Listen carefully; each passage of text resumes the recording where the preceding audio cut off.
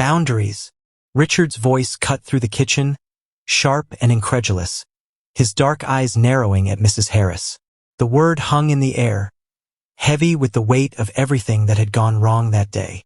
The gleaming stainless steel sink, where Carla had bathed little Michael just hours ago, stood as a silent witness to the upheaval. Carla sat at the kitchen table, cradling the now sleeping toddler in her arms, her beige uniform still damp from the impromptu bath. Her brown eyes flickered with unease, but her grip on Michael was steady, protective. Mrs. Harris stood rigid, her navy dress immaculate, her gray bun flawless, but her composure fraying at the edges. Mr. Mason, Mrs. Harris began, her voice tight with forced calm. Boundaries are what keep this household running smoothly. Carla's actions, while well-intentioned, were outside her role. She's a housekeeper, not a nanny. Allowing her to overstep risks chaos. Carla's jaw tightened, but she kept her gaze on Michael, stroking his blonde curls gently. His small chest rose and fell with the peace of sleep, a stark contrast to the desperate cries that had echoed through the mansion earlier. Mrs. Harris, she said softly, her voice steady despite the tremor in her hands. I didn't overstep to cause trouble. I found Michael crying alone in a soiled diaper. He'd been like that for hours. I couldn't just walk away and polish silverware.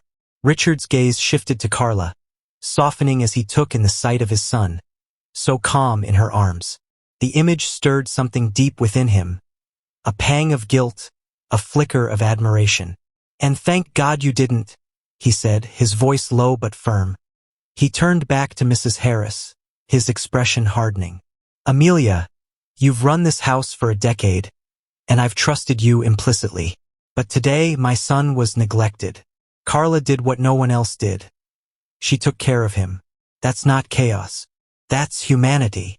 Mrs. Harris's lips pressed into a thin line, her fingers worrying the edge of her apron. Sir, I understand your concern, but I wasn't aware Sylvia had left until later. I called the agency as soon as I realized. When you realized? Richard interrupted, his tone sharp. You weren't even here when Carla arrived at 7 a.m. Amelia, where were you? The housekeeper's face flushed, her eyes darting to the side. I had an early errand, sir. I thought Sylvia was still here, caring for Michael. I didn't know she'd left with no notice. Carla's head tilted slightly, her silence heavy with unspoken truth. She'd seen Sylvia leave the previous night, suitcase in hand, but she hadn't thought it her place to report it. Now she wondered if that silence had been a mistake. I saw her go, Carla admitted quietly, her voice barely above a whisper. Last night as I was leaving, I thought maybe she was taking a weekend trip. I didn't know she was gone for good. Mrs. Harris spun toward her, eyes flashing. And you didn't think to mention this? You're not in charge of the staff, Carla. Your job is to clean, not to meddle in matters that don't concern you. Enough! Richard's voice boomed, startling Carla and causing Michael to stir in her arms. She instinctively rocked him, humming a soft lullaby to soothe him back to sleep. Richard's chest tightened as he watched. His son, so fragile, so trusting in the arms of a woman who was supposed to be just a housekeeper. Amelia, he said, his voice calmer but no less firm. I want you to call the agency right now in front of me.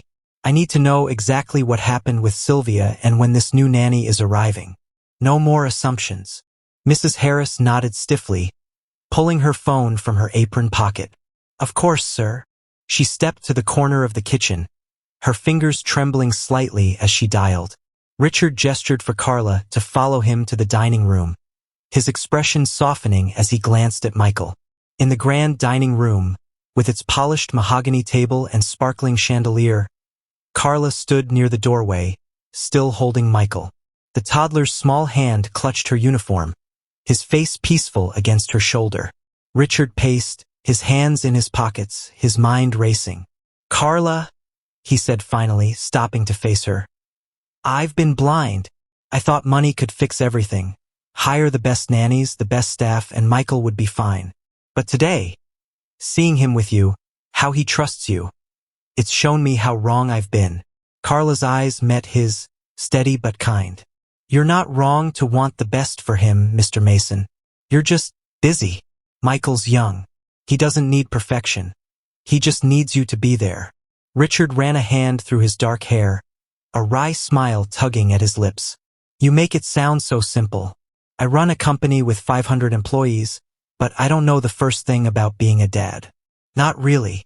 It's not about knowing everything, Carla said, her voice warm. It's about showing up, talking to him, playing with him, holding him when he's scared. You'll figure it out, and he'll love you for it. Richard nodded, her words sinking in. He looked at Michael, so small and vulnerable, and felt a sharp pang of regret. You're good with him, Carla. Better than any nanny we've had. I want you to take on a bigger role with him, not just cleaning but helping care for him, at least until we find someone we can trust. I'll adjust your pay and duties to reflect that. Carla's breath caught, her eyes widening. Mr. Mason, I'm not trained for that. I'm just a housekeeper. And Mrs. Harris, she won't be happy.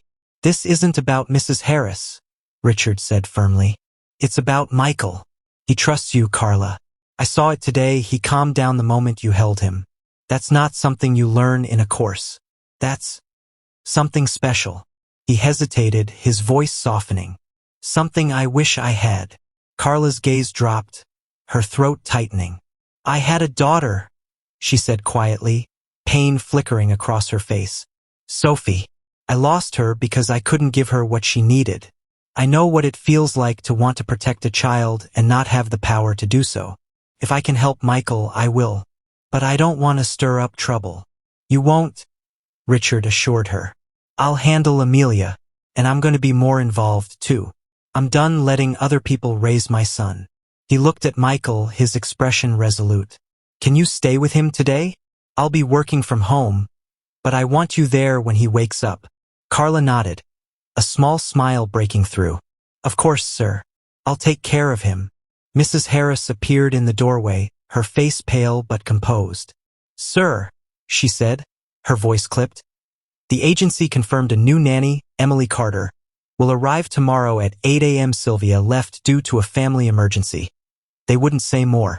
They're sending her file for your review. Richard nodded curtly. Thank you, Amelia. But until this new nanny proves herself, Carla will be helping with Michael. I expect you to support her, not undermine her. Is that clear? Mrs. Harris's lips tightened, but she nodded. Yes, sir. Perfectly clear. She turned and left, her footsteps sharp against the hardwood floor. Richard turned back to Carla, who was gently adjusting Michael in her arms. Take him to his room, he said softly. I'll check on him soon. And thank you, Carla, for everything. Just doing what's right for him, Mr. Mason, she said, her voice warm.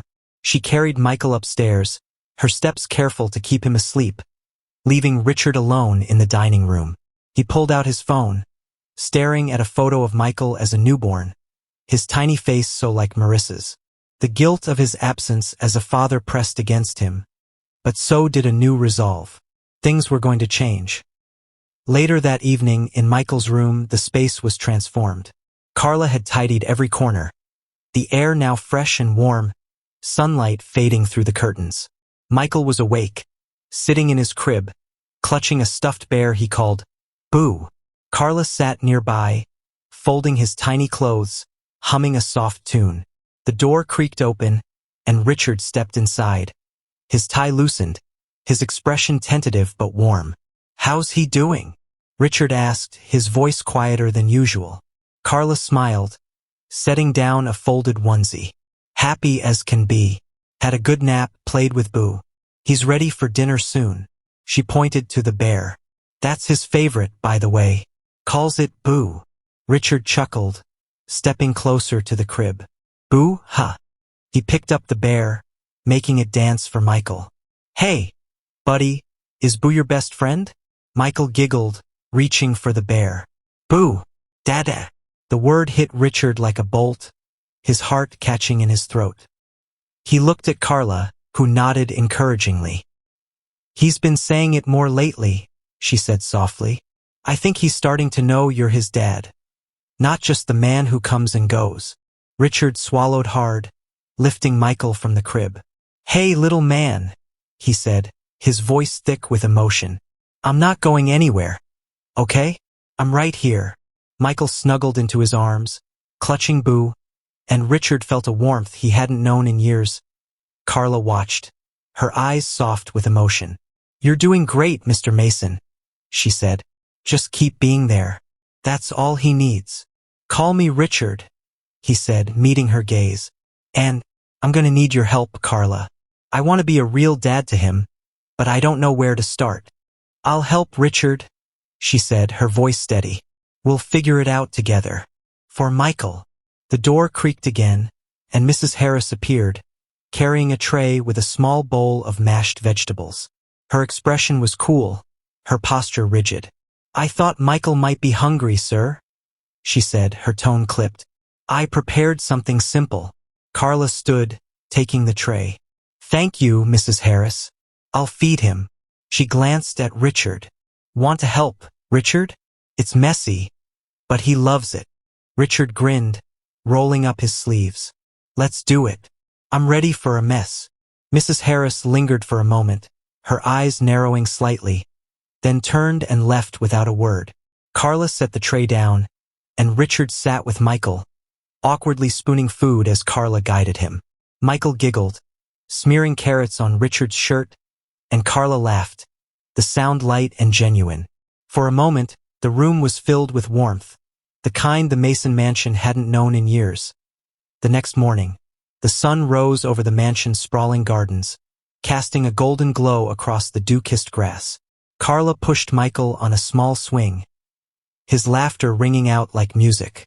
Richard stood nearby, a coffee mug in hand, watching with a mix of pride and newfound purpose. He set the mug down and joined Carla, placing a hand on the swing to help push. "Higher, Michael?" Carla asked, her voice cheerful. "Up, up," Michael squealed, kicking his little legs. Richard pushed gently, his movements growing more confident. "You're right, Carla," he said, his voice soft. "This is what he needs. And maybe it's what I needed to see." Carla smiled, her eyes warm. "It's never too late to start, Richard. He's got a big heart, and he's already opening it to you." Michael reached out, grabbing Richard's hand as the swing slowed. Richard knelt, letting his son hug him, the toddler's small arms wrapping around his neck. Carla watched, her heart swelling with quiet hope. The mansion, once a cold monument to wealth, felt alive with possibility. A new beginning for a father, a son, and the woman who had unknowingly brought them together. The garden of the Mason mansion glowed under the late morning sun, its roses and neatly trimmed hedges framing a scene of unexpected tenderness.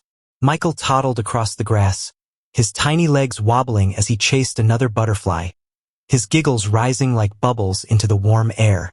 Carla followed close behind, her beige uniform swaying as she kept a watchful eye, ready to catch him if he stumbled. Richard stood nearby, his coffee mug forgotten on a stone bench, his face lit with a smile that felt foreign yet right.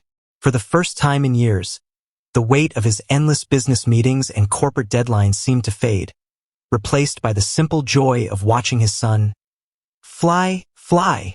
Michael squealed, pointing at the butterfly as it fluttered just out of reach. He tripped over a tuft of grass, and Carla swooped in, scooping him up with a laugh. "Got you, little man," she said, spinning him gently in her arms. "Those butterflies are tricky, aren't they?" Michael buried his face in her shoulder, giggling, his tiny hands clutching her uniform. Richard stepped closer, his heart swelling at the sight. "You're good at this, Carla," he said, his voice soft but earnest. "Keeping up with him, making him laugh. It's like you've known him forever." Carla set Michael down, letting him toddle toward a patch of daisies.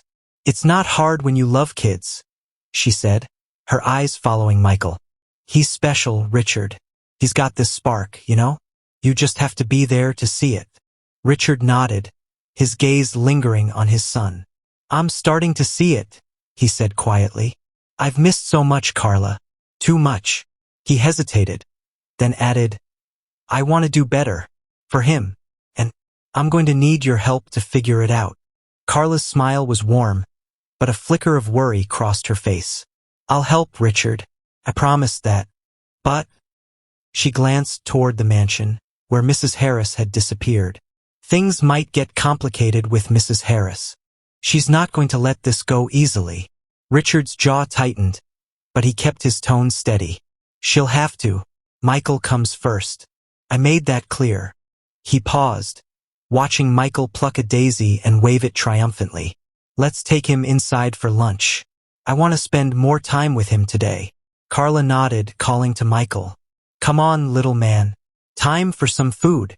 Michael wobbled over, clutching the daisy, and reached for Richard's hand. Richard knelt, taking the flower with a grin. "For me? Thanks, buddy." He tucked the daisy into his shirt pocket, the gesture feeling both awkward and natural. As they walked back toward the mansion, Carla carrying Michael and Richard close beside them, the grand stone facade loomed ahead, its elegance masking the tensions within. The morning's peace felt fragile, a fleeting moment before the realities of the household reasserted themselves. Inside the kitchen, the air was cooler, the stainless steel surfaces gleaming under the soft lights.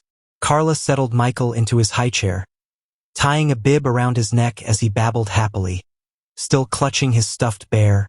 "Boo." Richard stood nearby, watching her with a mix of admiration and curiosity. Her movements were practiced, instinctive, as if caring for Michael was as natural as breathing. He realized how little he knew about her, beyond the quiet efficiency she'd shown as a housekeeper. "Carla," he said, leaning against the counter. "You mentioned your daughter yesterday, Sophie. If it's not too personal, what happened? You don't have to answer if you don't want to." Carla's hands paused, her fingers lingering on the bib. She took a deep breath, her eyes distant for a moment. "It's okay," she said softly. "Sophie's father left when I was pregnant. I was working odd jobs, trying to finish my degree, but it was too much. After she was born, I couldn't keep up rent, bills, daycare. I was living in a tiny room, barely scraping by. Child Protective Services got involved, said I wasn't stable enough to keep her." Her voice cracked, but she steadied it. "She was adopted by a family in San Diego. They're good people. She's happy in school, doing well. I get letters through the social worker. That's what keeps me going." Richard's throat tightened, a mix of empathy and guilt washing over him. He'd assumed Carla's life was simple, defined by her role in his household. Now he saw the weight she carried, the strength it took to keep showing up. "I'm sorry," he said, his voice low. "I had no idea. You've been through so much, and yet you're here, taking care of my son like he's your own." Carla shrugged, a small, sad smile on her lips. "Michael's not Sophie, but caring for him, it helps. It feels like I'm giving something back, you know? Like I can still be a mom in some way." Before Richard could respond, the kitchen door swung open, and Mrs. Harris entered, carrying a tray of sandwiches and a small bowl of mashed fruit for Michael. Her expression was cool, her gray bun as flawless as ever, but her eyes betrayed a simmering frustration. "I prepared lunch, sir," she said, setting the tray on the counter. "I assumed you'd want something simple, given the unusual circumstances today." Richard nodded, his tone polite but firm. "Thank you, Amelia. Carla and I will handle Michael's lunch. You can leave the tray." Mrs. Harris's lips pursed, her gaze flicking to Carla, who was spooning mashed fruit into Michael's mouth, the toddler giggling as a bit dribbled onto his bib. "Sir," Mrs. Harris said, her voice tight, "I must reiterate my concern about this arrangement. The new nanny, Emily Carter, is arriving tomorrow. She's highly trained with excellent references. Carla's involvement, while well-meaning, could confuse Michael and disrupt the household structure." Carla's hand stilled, but she kept her focus on Michael, wiping his chin with a gentle touch. Richard's eyes narrowed, his patience thinning. "Amelia," he said, his voice low and deliberate. "Michael's not confused. He's happy, happier than I've seen him in months. Carla's not disrupting anything. She's holding this together. I appreciate your concern, but my decision stands. Carla's helping with Michael until I'm satisfied with this new nanny." Mrs. Harris's face flushed, her hands clasping tightly in front of her. Sir, I've managed this household for 10 years without issue. I only want to ensure. Ensure what? Richard interrupted, his voice rising slightly. That my son is left crying again because of a structure that failed him? I'm done with assumptions, Amelia. You're still in charge of the household. But when it comes to Michael, Carla's involved. End of discussion. Michael, sensing the tension, whimpered, his small hands reaching for Carla. She shushed him softly, offering another spoonful of fruit, her voice a soothing murmur. It's okay, little man. We're all good here. Michael relaxed, his eyes brightening as he took the bite. Mrs. Harris stood frozen for a moment, her composure cracking. Very well, sir, she said, her voice barely above a whisper. I'll prepare the guest room for Miss Carter's arrival and ensure the staff is informed of the new arrangements.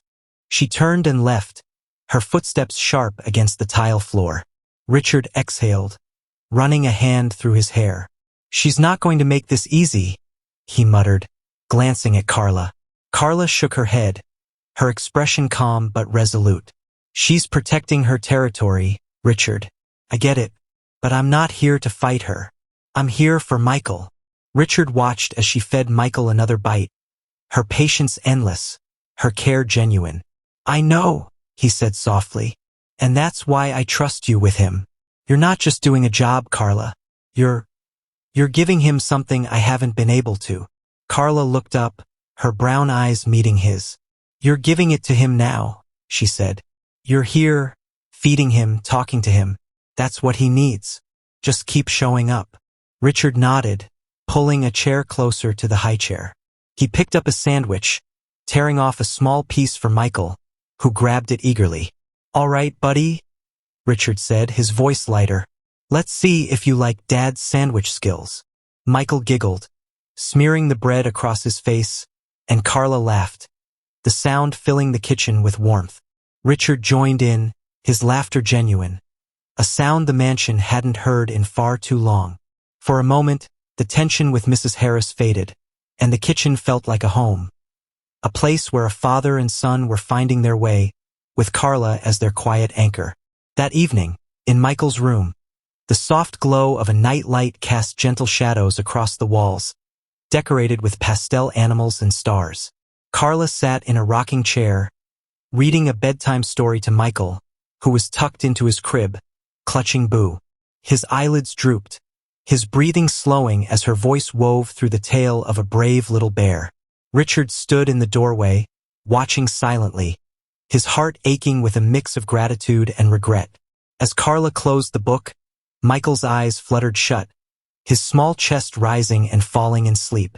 She stood, smoothing his blanket, and turned to find Richard still there, his expression unreadable. He's out, she whispered, smiling. He loves that story. Richard stepped into the room, his voice low. You're amazing with him, Carla. I don't know how to thank you for today, for everything. Carla shrugged, her smile shy. Just keep being his dad, Richard. That's thanks enough. He nodded, his gaze lingering on Michael. I will, he said, his voice firm with resolve. And I want you to keep being part of this. Not just for now, but for as long as you're willing. I know it's a lot to ask, with Mrs. Harris and the new nanny coming, but Michael needs you. And I think I do too. Carla's breath caught, her eyes widening slightly. She hadn't expected that, not from Richard Mason, the man who'd barely spoken to her in 3 years. I'm here for Michael, she said softly, her voice steady despite the flutter in her chest. And I'll help you too, Richard. We'll make this work. Richard smiled, a rare, genuine smile that reached his eyes. Good, he said. Let's do this together. As they left the room, the nightlight casting a soft glow over Michael's crib, the mansion felt different. Less like a monument to wealth and more like a place where a family could grow. Outside, the stars began to peek through the evening sky, mirroring the spark of hope kindling within the walls of the Mason mansion. The stars glittered above the Mason mansion, their soft light filtering through the tall windows of the grand living room, where Richard stood alone, a glass of water in hand.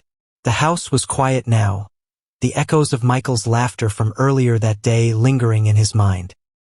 He stared out at the darkened garden, the swing where he'd pushed his son now still under the moonlight. The memory of Michael's tiny hand in his, the weight of Carla's words, "Just keep showing up," stirred something deep within him. For years, he'd built an empire, but tonight, he felt the pull of something greater. His son, his home, a chance to be more than a name on a business card. Upstairs, in the staff quarters, Carla sat on the edge of her narrow bed, a worn photograph of Sophie in her hands. The 4-year-old's bright smile, captured in a letter from the social worker, was a bittersweet anchor.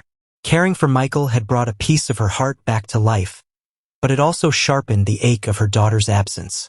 She tucked the photo into a small wooden box, her fingers lingering on the lid. "I'm doing this for you too, Sophie," she whispered, her voice barely audible. "So I can be better. So I can deserve you again." A soft knock at her door startled her. She stood, smoothing her uniform, and opened it to find Richard, his expression hesitant but determined. "Carla," he said, his voice low, "I hope I'm not disturbing you. I couldn't sleep. I wanted to talk." Carla stepped aside, surprised but composed. "It's fine, Richard. Come in." Her room was small, sparsely furnished, a stark contrast to the opulence of the mansion, but it was tidy, with a single daisy and a glass of water on the nightstand, a gift from Michael earlier that day. Richard glanced around, his discomfort evident. "I've never been up here," he admitted, running a hand through his hair. "I've lived in this house for years, and I don't even know where my staff sleeps. That's part of the problem, isn't it?" Carla nodded, her eyes gentle. "You've been busy running a company, Richard. It's easy to miss things, but you're seeing them now. That's what counts." He paced a step, then stopped, meeting her gaze. "I keep thinking about what you said, about showing up for Michael. I want to do that, but I don't know how. I'm terrified I'll mess it up. He deserves better than a father who's learning on the job." Carla's smile was soft, reassuring. "Every parent's learning, Richard, even the best ones. Michael doesn't need you to be perfect, he needs you to try. You're already doing that. Today, in the garden, feeding him lunch, he felt you there. That's what matters." Richard's shoulders relaxed slightly, her words easing a weight he hadn't named. "You make it sound possible," he said, a wry chuckle escaping. "But I'm going to need you, Carla. Not just for Michael, but to keep me on track. You've got this instinct with him. I don't know how to explain it." Carla looked down, her fingers tracing the edge of the daisy's glass. "It's not an instinct," she said quietly. "It's love. I lost my daughter, but caring for Michael, it's like I get to hold on to a piece of that love. It's not the same, but it's something." Richard's chest tightened, a mix of admiration and empathy washing over him. "You're stronger than I realized," he said. "I've been so caught up in my own world. I never saw you. Not really. I'm sorry for that." Carla shook her head, her eyes glistening but steady. "You don't need to apologize, Richard. You're seeing me now, and you're seeing Michael. That's enough." Their conversation was interrupted by a sharp knock at the door. Carla opened it to find Mrs. Harris, her face pale and her lips pressed into a tight line. "Mr. Mason," she said, her voice clipped. "I didn't expect to find you here. There's an urgent matter." One of the kitchen staff overheard something concerning about the new nanny, Emily Carter. "I think you should know before she arrives tomorrow." Richard's brow furrowed, his earlier warmth giving way to concern. "What did they overhear?" Mrs. Harris hesitated, her eyes flicking to Carla with a hint of disdain. "It's sensitive, sir. Perhaps we should discuss this in your study, away from other ears." Carla's jaw tightened, but she remained silent, her focus on keeping her composure. Richard's voice was firm. "Amelia, if it's about Michael, Carla needs to hear it. She's part of his care now. Speak plainly." Mrs. Harris's lips pursed, her reluctance clear. "Very well," she said, her tone icy. "One of the maids, Clara, was on the phone with a friend who works at the agency. Apparently, Emily Carter was let go from her last position under questionable circumstances. Something about unprofessional conduct with a client's family member. The agency didn't disclose this in her file. Richard's face darkened, his hands clenching into fists. And they sent her to us? Knowing this, he turned to Carla, his voice urgent. Did you know anything about this? Carla shook her head, her eyes wide. No, Richard. I don't have any connections to the agency. But if it's true, we can't let her near Michael until we know more. Agreed, Richard said, his tone resolute. Amelia, get the agency on the phone first thing tomorrow. I want a full explanation, and I want a new candidate vetted thoroughly. Until then, Carla, you're in charge of Michael's care. No one else. Mrs. Harris's eyes flashed with frustration, but she nodded. Yes, sir. I'll handle it. She turned to leave, then paused, her voice low. But I must warn you, sir, relying so heavily on Carla could complicate things further. The staff is already talking. Let them talk, Richard snapped, his patience gone. My son's safety comes first. If the staff has a problem, they can bring it to me. Mrs. Harris left without another word, her footsteps echoing down the hall. Carla exhaled, her shoulders slumping slightly. She's not going to stop, she said quietly. She sees me as a threat. Richard shook his head, his expression softening as he looked at her. You're not a threat, Carla. You're a lifeline for Michael and maybe for me, too. I don't care what the staff thinks. I care about my son. Carla nodded, a small smile breaking through. Then let's keep him safe, she said. Together. The next morning, the mansion buzzed with a quiet tension. In Michael's room, Carla sat on the floor, building a tower of colorful blocks with him, his laughter filling the space. Richard joined them, his tie loosened, his briefcase left untouched in his study. He stacked a block, grinning as Michael knocked it over with a gleeful shout. You're trouble, aren't you? Richard teased, tickling Michael's side. The toddler squealed, climbing into his father's lap. Carla watched, her heart light despite the uncertainty of the day ahead. He's got your spirit, she said, her voice warm.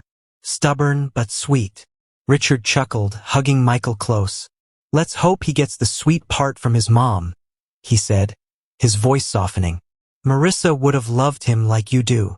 Carla's eyes softened, but before she could respond, the doorbell rang, its chime echoing through the mansion. The new nanny, or perhaps a new complication, had arrived. Richard stood, his expression hardening with resolve. Stay with Michael, he said to Carla. I'll handle this. As he left the room, Carla scooped Michael into her arms, her heart steady but her mind racing. The Mason mansion was changing, but change came with challenges. For Michael's sake, she was ready to face them, and she knew Richard was, too. The doorbell's chime reverberated through the Mason mansion, a sharp note that cut through the morning's quiet warmth. In Michael's room, Carla tightened her hold on the toddler, his weight a comforting anchor as he babbled over his tower of colorful blocks, oblivious to the tension coiling in the air. Her brown eyes flicked toward the door, her heart steady but her mind alert. The new nanny's arrival, or whatever complication awaited downstairs, threatened to disrupt the fragile harmony she and Richard had begun to build for Michael. She kissed the top of Michael's head, her voice a soft murmur. We're okay, little man. Let's keep building, yeah? Downstairs, Richard strode through the grand foyer, his jaw set and his steps purposeful. The opulent chandelier above cast prisms of light across the marble floor, but he barely noticed. His focus narrowed on the door and the uncertainty beyond it. Mrs. Harris was already there, her navy dress pristine, her posture rigid as she opened the door to reveal a young woman in her early 30s. Her auburn hair pulled into a neat ponytail, her smile professional but guarded. She carried a small leather satchel, and her eyes darted nervously as she stepped inside. Mr. Mason, Mrs. Harris said, her voice clipped but deferential. This is Emily Carter, the new nanny from the agency. Richard's gaze was sharp, assessing. Miss Carter, he said, his tone polite but cool. Thank you for coming. I'd like to speak with you in my study before you meet my son. We have some matters to discuss. Emily's smile faltered, but she nodded. Of course, Mr. Mason. I'm happy to answer any questions. Her voice was steady, but there was a slight tremor in her hands as she adjusted her satchel. Mrs. Harris led the way to the study, her expression unreadable, though Richard caught the faintest smirk as she passed him. He followed, his mind racing with the information Mrs. Harris had shared the night before. Rumors of Emily's unprofessional conduct at her last job. He wasn't about to let anyone near Michael without absolute certainty of their trustworthiness. In the study, the heavy wooden desk and shelves of books created a somber atmosphere, a stark contrast to the bright garden where Michael's laughter had filled the air just yesterday. Richard sat behind the desk, gesturing for Emily to take a seat. Mrs. Harris stood near the door, her clipboard clutched like a shield. Miss Carter, Richard began, his voice measured. I'll be direct. I was informed last night that you were let go from your previous position under questionable circumstances. The agency didn't disclose this in your file. I need to know exactly what happened before you step foot near my son. Emily's face paled, her fingers tightening on her satchel. Mr. Mason, I understand your concern, she said, her voice trembling slightly. There was a misunderstanding at my last job. The family I worked for, they had complicated dynamics. The father made inappropriate advances, and when I reported it, they claimed I'd been unprofessional to save face. The agency investigated and cleared me, but the family's influence meant I lost the position. I swear, I've never done anything to harm a child or compromise my duties. Richard's eyes narrowed, searching her face for any hint of deception. Her story was plausible, but the stakes, Michael's safety, were too high for assumptions. Why didn't the agency include this in your file? He asked. Emily swallowed, her gaze dropping. They said it was resolved, and they didn't want to prejudice future employers. I told them I'd be open about it if asked. I'm sorry you weren't informed up front. I love working with children, Mr. Mason. I'd never do anything to jeopardize that. Mrs. Harris cleared her throat, her tone sharp. Sir, this is precisely why I urged caution. We can't take risks with Michael, especially after yesterday's oversight. Richard shot her a glance, his patience thinning. Amelia, I'm handling this. Thank you. He turned back to Emily. I appreciate your honesty, Miss Carter, but I'll need to verify this with the agency myself. Until then, you won't be starting today. I'll arrange for you to meet Michael later, once I'm satisfied with your background. Emily nodded, her eyes glistening but her voice steady. I understand, sir. I'll wait for your decision. She stood, clutching her satchel, and Mrs. Harris escorted her out, her expression a mix of satisfaction and frustration. As the study door closed, Richard leaned back in his chair, rubbing his temples. The agency's lack of transparency was infuriating, and Mrs. Harris's eagerness to undermine Carla only deepened his distrust.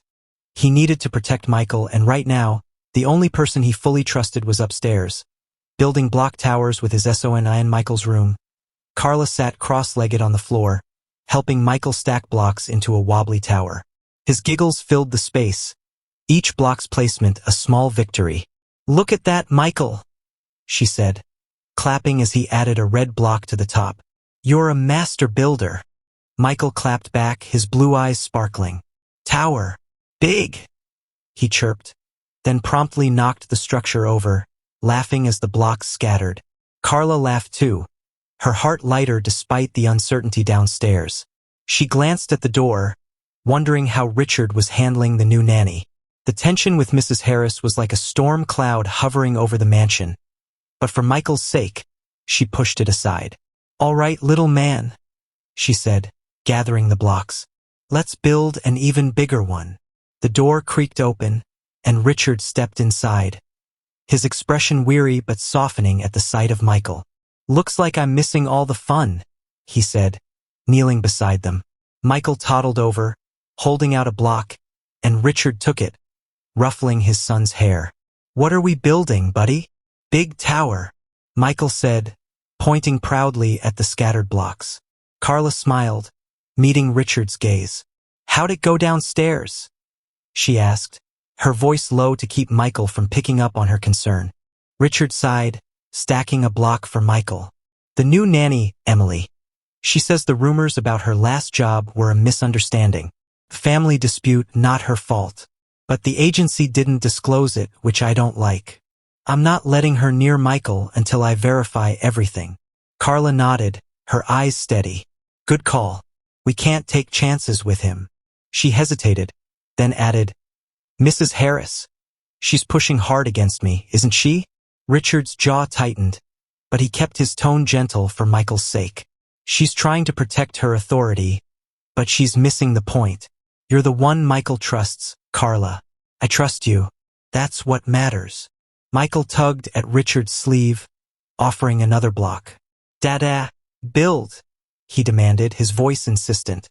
Richard chuckled, taking the block and adding it to the tower. "All right, boss, I'm building."